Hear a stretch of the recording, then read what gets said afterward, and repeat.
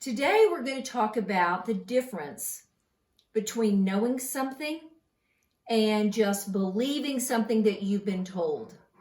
Let's discuss this little idea.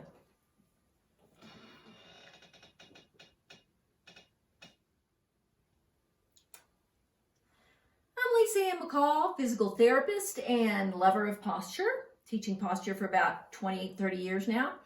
And today I want to talk about the difference between when you really know something and when you're just believing something you've been told and you follow through with that. So when you know something, it's attached to your experience.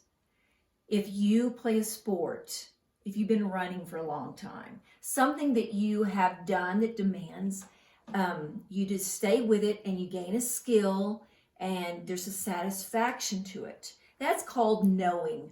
You know, I know how to play golf, let's say. And what you mean by that is, I've spent years playing golf. I really enjoy it.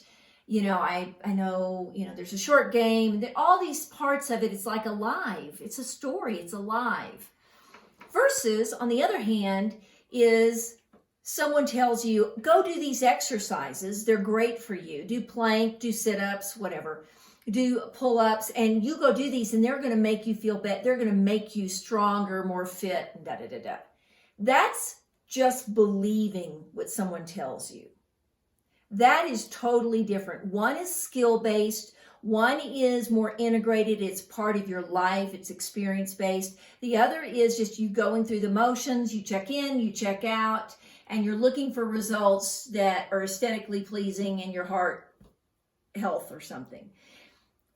The reason I bring this up is what's happened in medicine and rehab and fitness is we're getting really into these, you got to go get your cardio, you need your flexibility, you've got to get your strength training in. And we have just set up all these ideas, go through them, you do them, you go home, and you're done. That is really such a poor way in which to use and to enjoy movement. It's almost to me like a disrespect to human movement. Now, you could go do those things. I could pull up and go, okay, am I positioned right?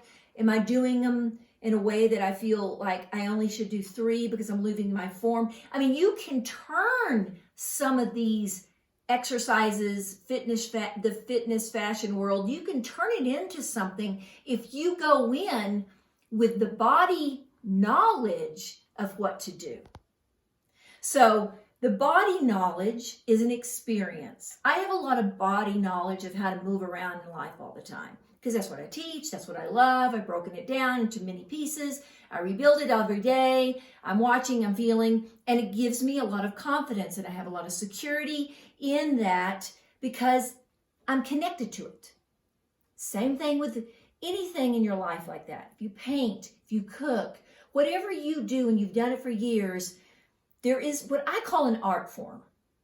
There's an art form and there's a relationship to it. And this is missing in our movement world today. I mean, I just can't believe some of the stuff people do and they don't even know why they do it. Somebody told them to. Their trainer told them to. So-and-so told them to. Their yoga teacher told them to do it. It's like, well, what do you think? What do you feel? They don't know because they don't have this connection. So what I do for a living is help people get reconnected to a very basic level, a foundational level, and you build on that foundation. And it's enjoyable. You really find out, wow, I didn't know that bending could really feel good. I didn't know I could like this movement kind of like the way I like snowboarding. I mean, because human movement is all the same spectrum. Your body doesn't know if you're on a board or if you're digging up a weed. It's just human movement. But what we've done is we've gotten away from really embracing this connection and this experience and being in the moment and just loving to, that part of it over here to, I I did a HIIT workout today and I can do 3 this week. And if I get 3 in, then I'm going to lose the weight I want. And my abs are going to look good if I do this exercise or this machine. I'm on my Peloton. And I mean, there's nothing wrong with a lot of this stuff. It's your relationship with it. It's all here. You go in, you check out. You go to the gym, just like you go get your nails done or your hair done and then you leave. Or at least that's what we've done for many years. So sometimes I just like to talk about what's missing in the fitness and the medical world, because a lot of reasons why rehab doesn't work for people in physical therapy is because it's very disconnected. It's broken up into all these little pieces, and people have researched all these little things, but they haven't brought the whole thing together. They haven't connected it all together and put it in your life like it's real. And I'm really not a fan of the word function, because I don't wake up every day wanting to be functional. Do you? I don't. I want to be alive.